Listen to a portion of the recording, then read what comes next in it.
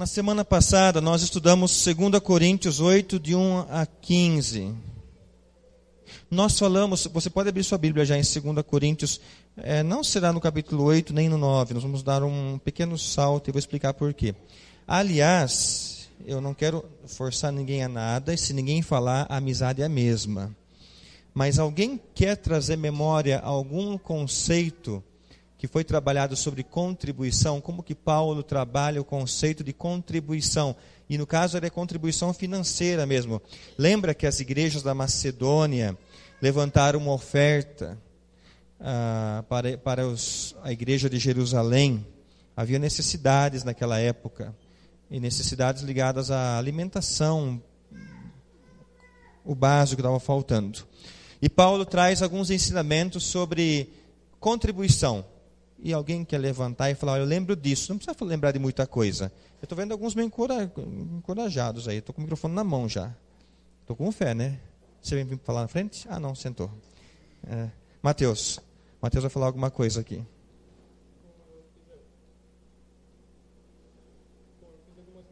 É o azul. Tá ligado. Pronto.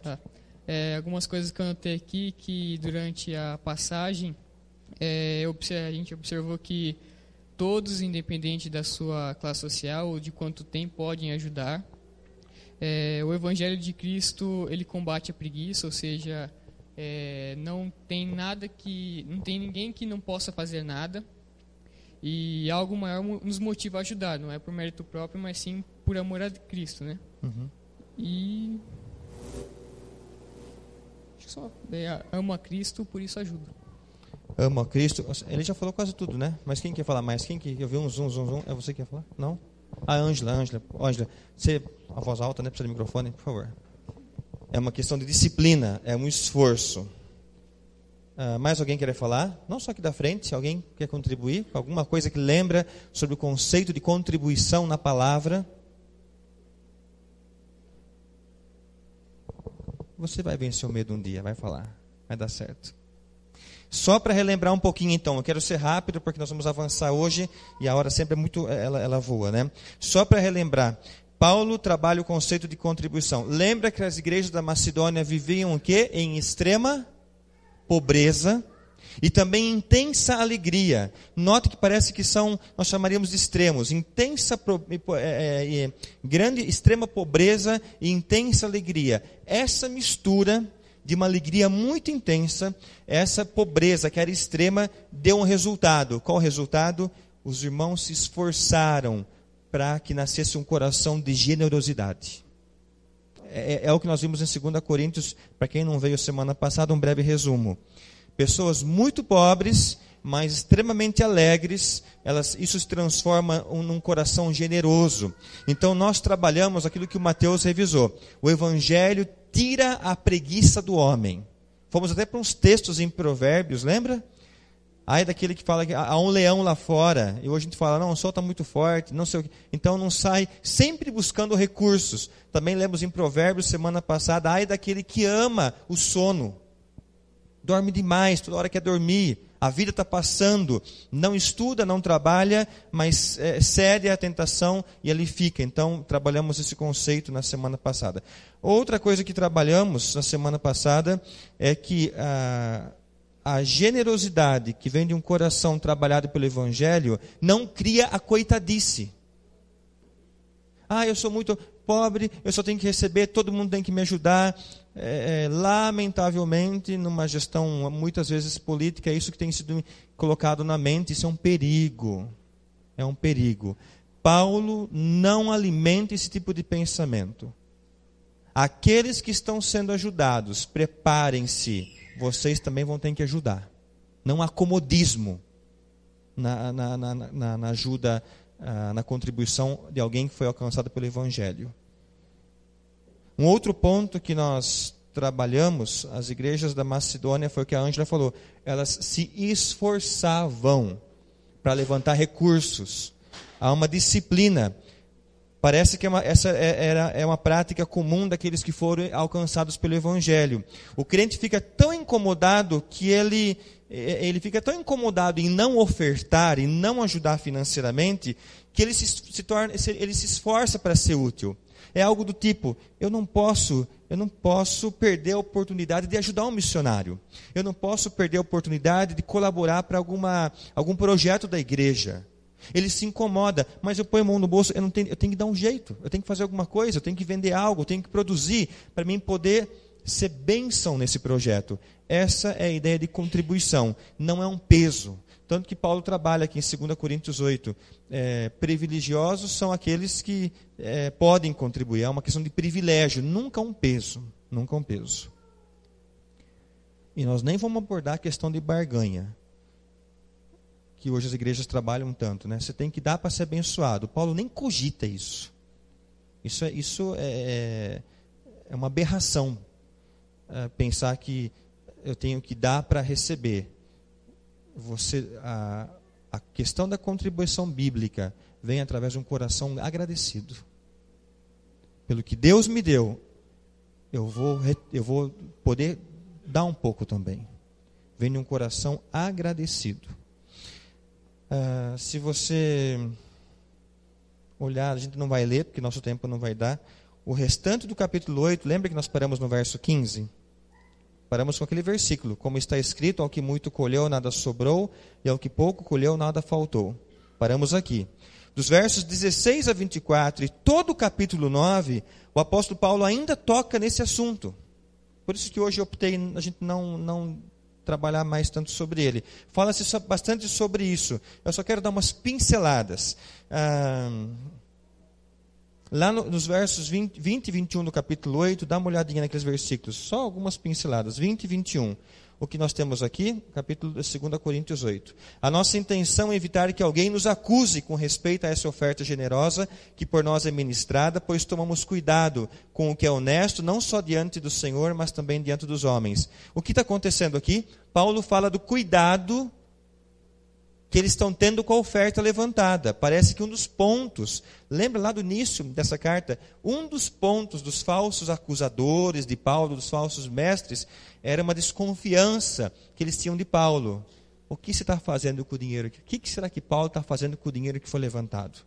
Será que está chegando para quem deve chegar? Ele trabalha esse conceito, sobre essa confiança. O capítulo 9 é um tanto interessante.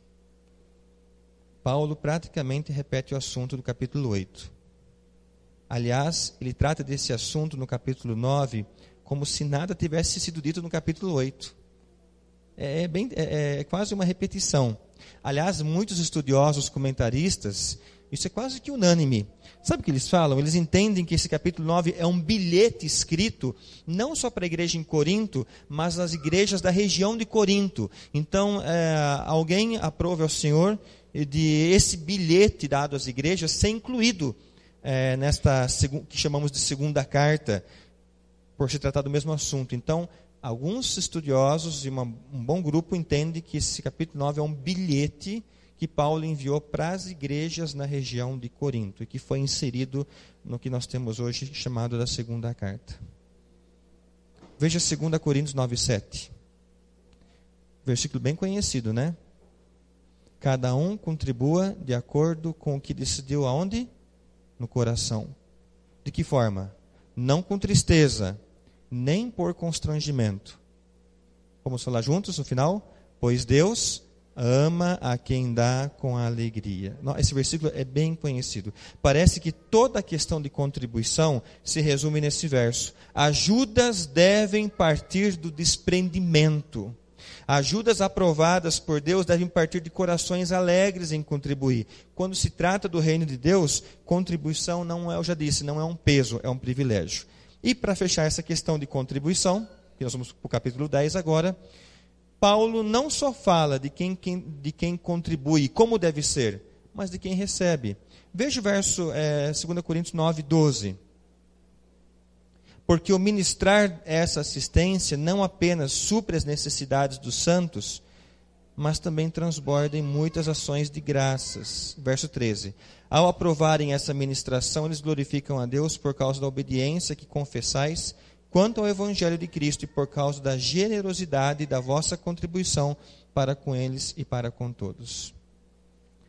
eu pegaria todo esse apanhado do capítulo 8 e 9 e diria o seguinte, um resumo. Primeiro, necessidades são supridas. É isso para quem recebe. Necessidades são supridas. Primeiro ponto. Segundo, pessoas são agradecidas a Deus. Corações se alegram. A gente consegue imaginar que quando você ajuda alguém, mais do que suprir uma necessidade, talvez de fome, há um coração se alegrando na presença de Deus? A gente não se lembra disso, né? A gente se lembra só em arrecadar.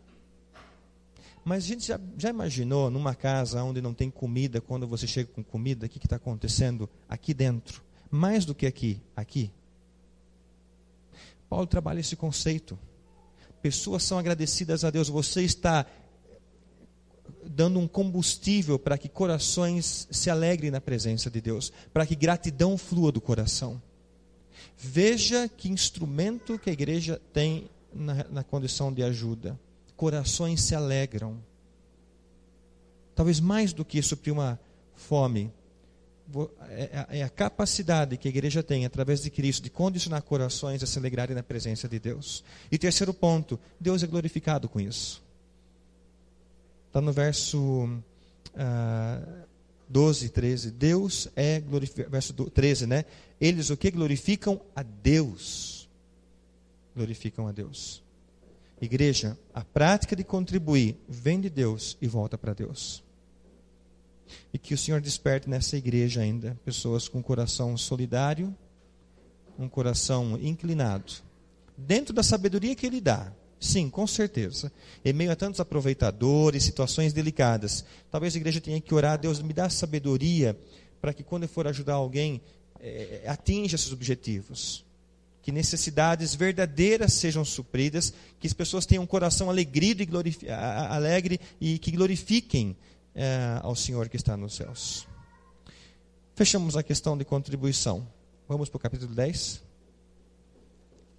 Damos esse pequeno salto, mas é porque o assunto já estava sendo repetido no capítulo 9.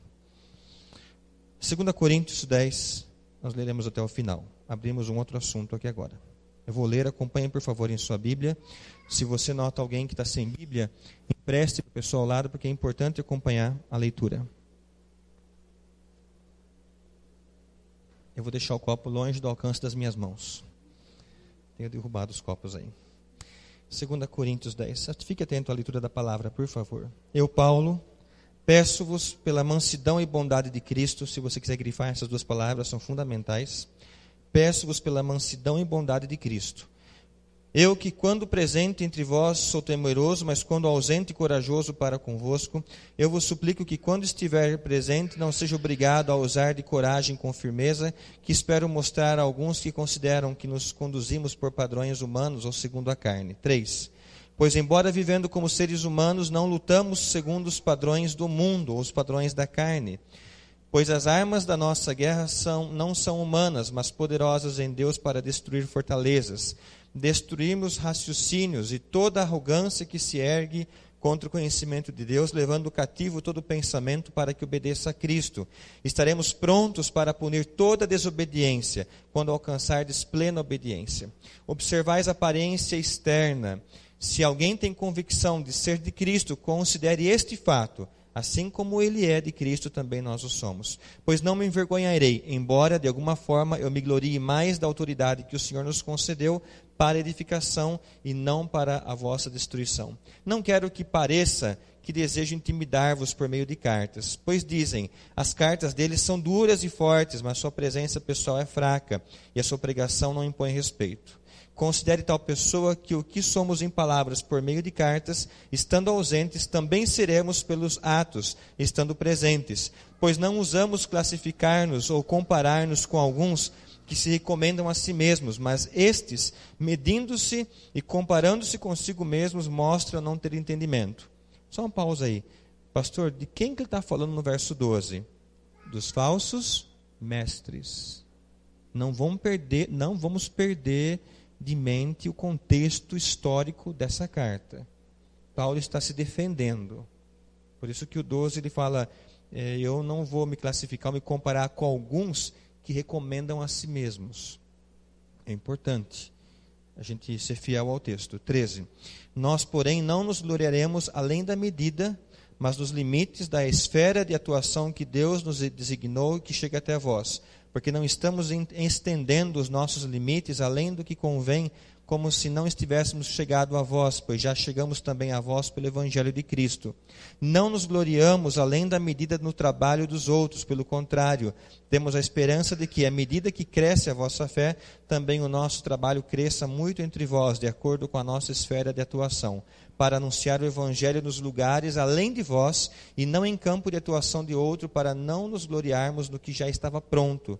Quem, porém, se gloria, glorie-se no Senhor. Pois quem se recomenda a si mesmo não será aprovado, mas sim aquele a quem o Senhor recomenda. Igreja, esse capítulo 10 faz parte, o 10 e 11 e 12, faz parte daquilo que os comentaristas estudiosos chamam de carta severa, ou carta extremamente dura.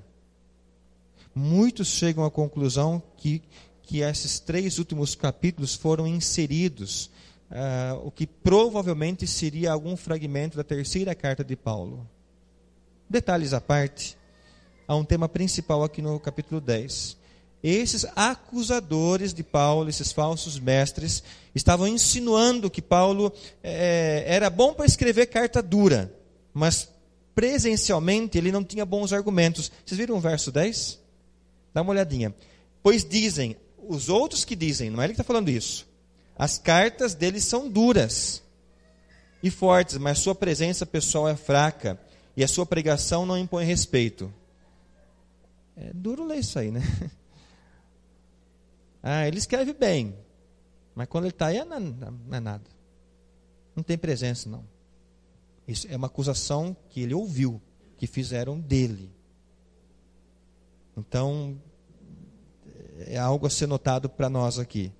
Essa era uma acusação deles, dos falsos mestres. E Paulo retruca. Sabe como ele trabalha essa questão? Algo está em jogo. E o que é? O orgulho.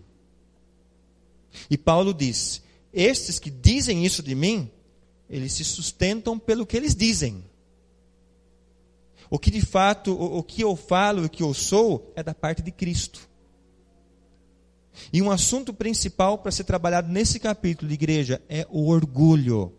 E a tônica é, ou eu me exponho para glorificar a Cristo, ou eu me exponho para glorificar a mim mesmo. Eu creio que esse seria um tema principal do capítulo 10. Ou eu estou me expondo para mostrar Cristo, ou eu estou me expondo para eu mostrar a mim mesmo. Então Paulo precisa defender essa sua autoridade, que chamamos de autoridade apostólica, e de algumas formas. Veja o verso 2. Que nós já lemos, verso 2. Eu vos suplico que quando estiver presente não seja obrigado a usar de coragem com firmeza, que espero mostrar a alguns que consideram que nos conduzimos por padrões humanos ou segundo a carne. Traduzindo, igreja, vamos simplificar, entender o texto. Pessoas fazem uma leitura errada dos nossos comportamentos. É isso que Paulo está querendo dizer. Pessoas fazem uma leitura errada do meu comportamento. Ele está falando. E fazem porque querem fazer. São pensamentos sempre inclinados para o mal, que se traduzem em palavras, ofensas, pelo simples fato de não aceitarem que os outros estejam à frente. Então, Paulo, em evidência, indo à frente, alguns se incomodaram com isso. Coração tendencioso ao mal, optaram em falar aquilo que não é verdade. Inveja e ciúmes fazem parte das pessoas que agem assim. Inveja e ciúmes. Sabe o que Paulo fala? Eu creio que isso é bem nítido nesse capítulo. Sabe o que Paulo fala de pessoas que se comportam assim? Gente dura de trabalhar. Como é difícil de lidar com gente assim. No verso 3, dá uma olhadinha, verso 3. Ele diz que lidar com pessoas caluniosas é como entrar numa luta. Pois embora vivendo com seres humanos, não lutamos segundo os padrões do mundo. É uma luta que está acontecendo com pessoas que tentam inventar histórias acerca do outro, só porque não estão em evidência como o outro está. Aliás, veja o verso 5, aliás, dos versos 5 a 7, trabalha esse conceito também. Um detalhe, as lutas não são pelos padrões do mundo. Se as pessoas estão acusando a ele, ele responde com uma mensagem das pessoas se entregarem mais a Cristo. Talvez eu e você já fique pensando em como que eu vou revidar essa acusação. E aí vai entrar uma parte que vai mexer conosco. Veja o verso 5. Quando ele fala que ele não usa as armas dos padrões do mundo, quais são as armas que Paulo diz? Destruímos raciocínios e toda arrogância que se ergue contra o conhecimento de Deus, levando, pode grifar essa parte, levando cativo todo pensamento para que obedeça a Cristo. Igreja, as armas de Paulo não são humanas. A gente não tem tempo de ler Efésios 6, de 13 a 18. Lembra da armadura de Deus? Lá nós encontramos que o cristão luta usando o quê? A oração. O cristão luta usando o quê? A fé, a esperança. O cristão luta usando o amor, a palavra de Deus e o Espírito Santo. Não são padrões humanos. Não é você ir lá na sua rede social, no WhatsApp, mandar um e-mail para acabar com a pessoa. Não é essa a arma. Não é você vingar algo. As armas de Paulo, quando ele diz que ele está sofrendo calúnia aqui. Ele diz, eu não vou lutar por padrões humanos. E deixa bem claro lá em Efésios, quais são essas armas, que eu já repeti, que eu já falei. Oração, fé, esperança, amor, palavra de Deus e ação do Espírito. Por quê? Paulo olha para aquelas pessoas e diz, eles precisam de Cristo. Aquelas mentes devem ser cativas de Cristo, presas a Cristo. Igreja, nós temos uma lição aqui nessa noite. É nítido sim que Paulo precisa se defender. É nítido, porque as acusações estão acontecendo. E é nítido também que os inimigos dele investem pesado. Imagina você, ou ler de você, ele escreve muito bem, mas a presença dele é fraca. Quando ele fala, não representa nada. Aliás, o nosso pequeno grupo em casa de quarta-feira está estudando o livro de Atos. E eu acho que a gente foi, particularmente para eu que tenho que estudar os dois livros, simultaneamente está sendo excelente. Porque nós vemos grupos lá em Atos também conspirando contra Paulo. Mentiras são ditas a fim de tentar parar esse homem. Coisas são inventadas para que alguém consiga parar o trabalho dele de evangelização. E qual a lição que Paulo nos ensina? Lembra que eu falei para você grifar o verso primeiro? Eu, Paulo, peço-vos pelo quê? Mansidão e bondade de Cristo. Verso primeiro. O que Paulo está nos ensinando? Igreja, a nossa defesa deve estar pautada na mansidão e na bondade de Cristo. Não se responde com o sangue quente. Não se parte para uma luta corporal. Paulo sabe quais são as armas dos outros. Ele diz, eu vou usar a mansidão e a bondade de Cristo. Como nós já vimos no verso 5. Se eu tenho oportunidade de falar, que o resultado final seja que mais pensamentos se dirijam a Cristo. Para mim é um desafio isso aí. E para você? Eu quero resolver logo esse negócio. Paulo fala, não. O resultado final é que pensamentos fiquem cativos do Senhor. Isso foi duro preparar essa mensagem. Há um coração pecaminoso que bate aqui. E você também talvez esteja lutando com isso. E ele reforça. Se eu tenho que combater raciocínios ou pensamentos pecaminosos, se eu tenho que combater o orgulho de muitos, que seja com um pensamento que se renda ao Senhor, que se renda a Cristo. Verso 10. Veja o verso 10. Já lemos, né? É isso que estão falando dele. E ele se defende no verso 11. Considere tal pessoa que o que somos em palavras por meio de cartas, estando ausentes, também seremos pelos atos, estando presentes. Eu só quero fazer uma pausa aqui, e vou fechar rápido essa pausa. Talvez, eu vou agora, me permitam isso, talvez a tradução na linguagem de hoje, mais de hoje ainda, estaria da seguinte forma. O que nós somos nas mensagens por e-mail, WhatsApp ou redes sociais, somos também pessoalmente. Paulo não usa porque não tem esses recursos, né? E é estranho.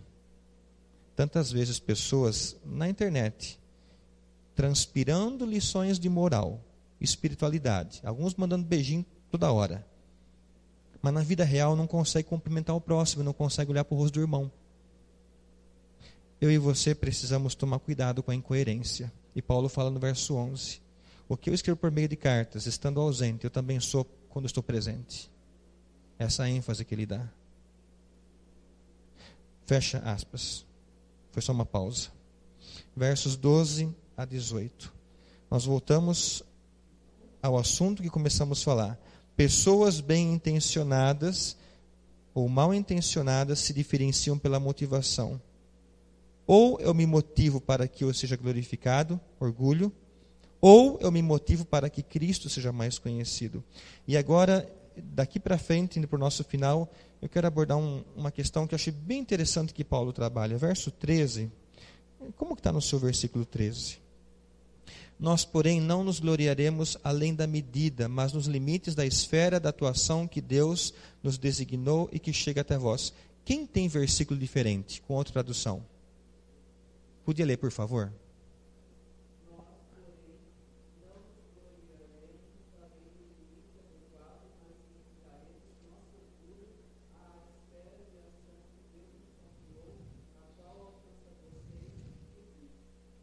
A ênfase que estou buscando nesse versículo é as palavras além da medida, limites da esfera da atuação. Todos têm mais ou menos isso?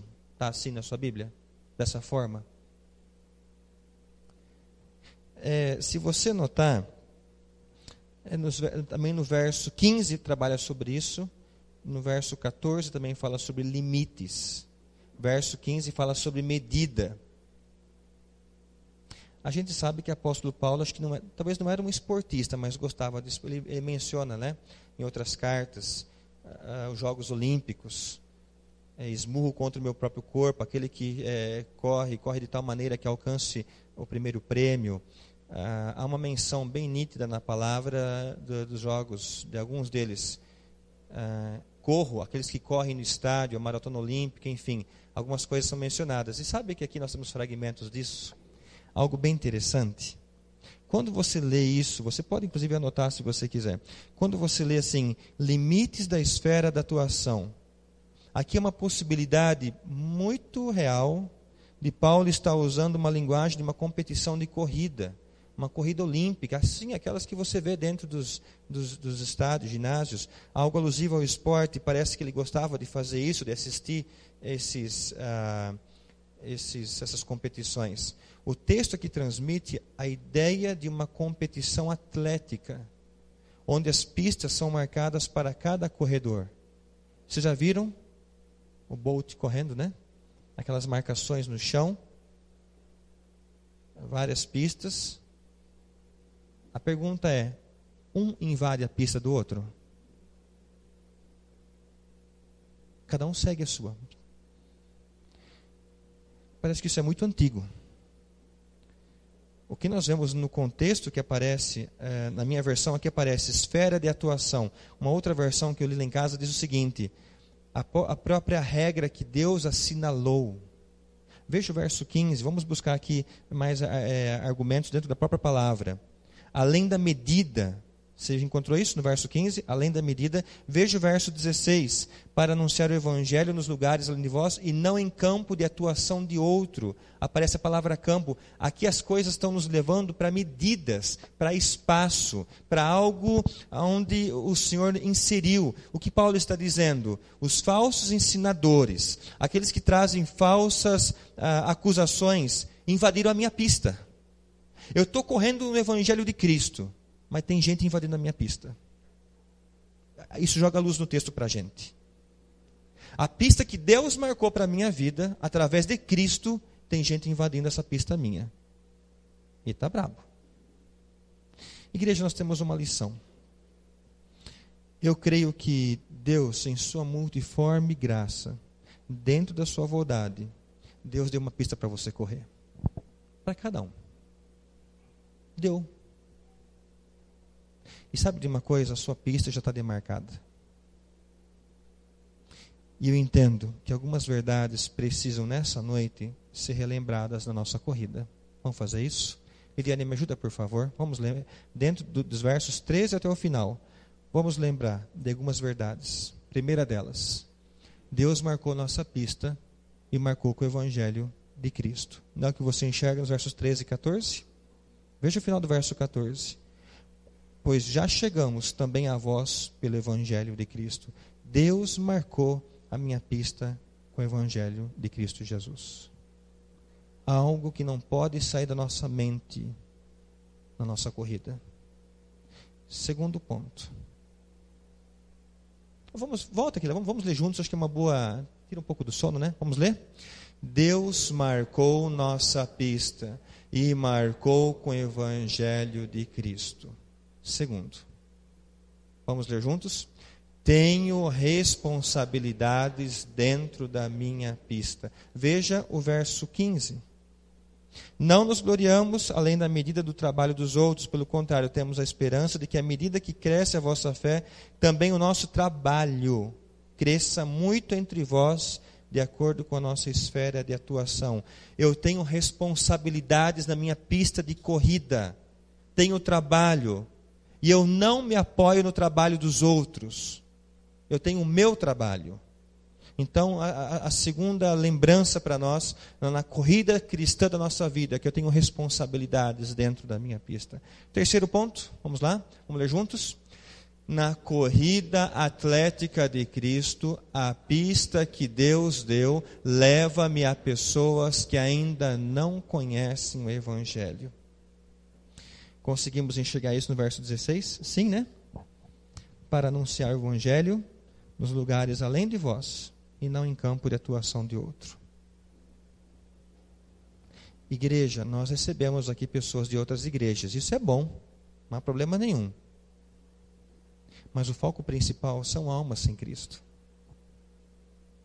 O foco principal é você se importar com aquele amigo da sua classe que você tanto gosta e ainda não conhece Jesus.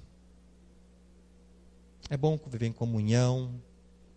Foi bom hoje lá na segunda igreja encontrar os irmãos, as pessoas em cumprimentar, alguns não vê há algum tempo. Isso é saudável, né? Mas Paulo fala, olha, a pista que Deus me deu, ela me leva para pessoas que ainda não conhecem a Jesus Cristo nessa corrida.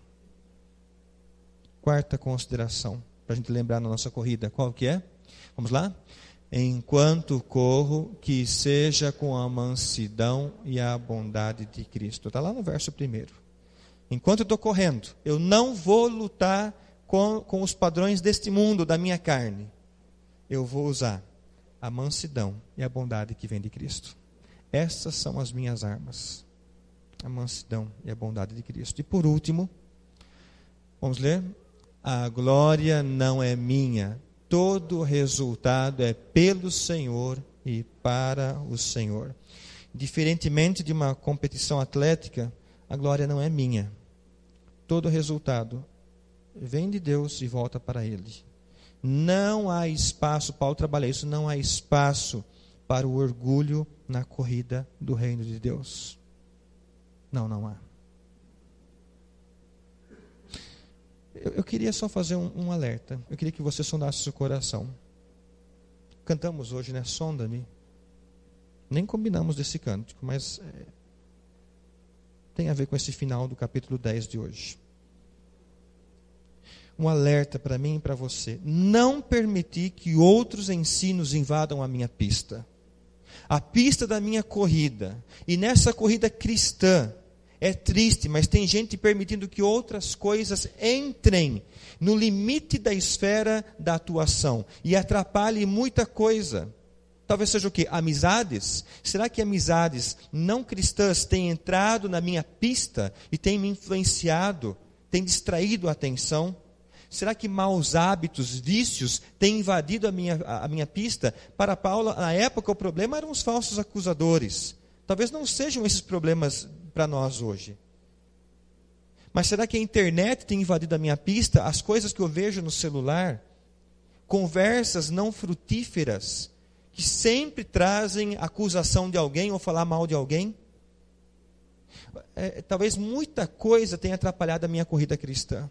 Talvez muita coisa eu tenha permitido que tenha entrado na minha pista e sido um empecilho. Apego às coisas materiais, desejos intensos por outras coisas que saciam o meu ego. A pergunta é, nessa noite, o que tem invadido a sua pista? O que tem invadido? A pista da corrida cristã. Você pode orar? Pode fechar os seus olhos? Todos que estão aqui, curvem a cabeça, fechem os olhos. É um tempo do Senhor tratar nesse momento, do Senhor tratar o coração.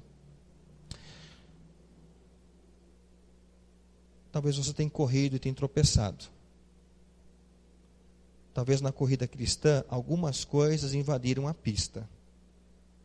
E você não tem tido sabedoria para lidar com isso. Tem até gostado. E tem abraçado o pecado. Tem abraçado os empecilhos, as amizades não convenientes. Tem abraçado os maus hábitos, os vícios. Você pode fazer uma oração para o Senhor nessa noite. Senhor, que eu ande, que eu corra dentro da vontade do Senhor. Coloque isso perante Ele. Em obediência a Ti.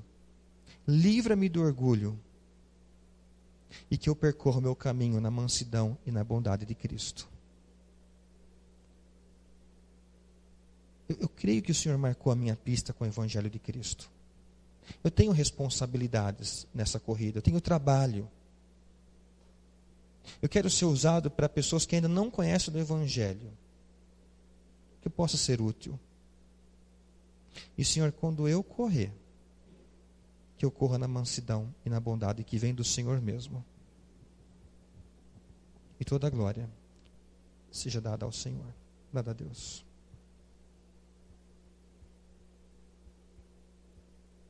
Coisas têm atrapalhado a sua corrida? Renove isso perante o Senhor. Coisas têm atrapalhado? É momento de entrega. E o Senhor quer ver a sua pista de corrida limpa. Você e Ele. Ele marcou, Ele demarcou a pista de corrida com o Evangelho de Cristo. Senhor Deus, o Senhor nesse momento vê corações e sabe da necessidade de cada um. Contempla, Deus, os corações que estão contritos, não por palavra humana, pela palavra do Senhor, pela ação do Espírito.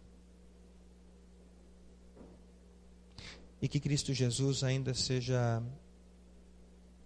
conhecido, bem conhecido de muitos que estão aqui, ó Deus, vivendo intensamente para o Evangelho de Cristo.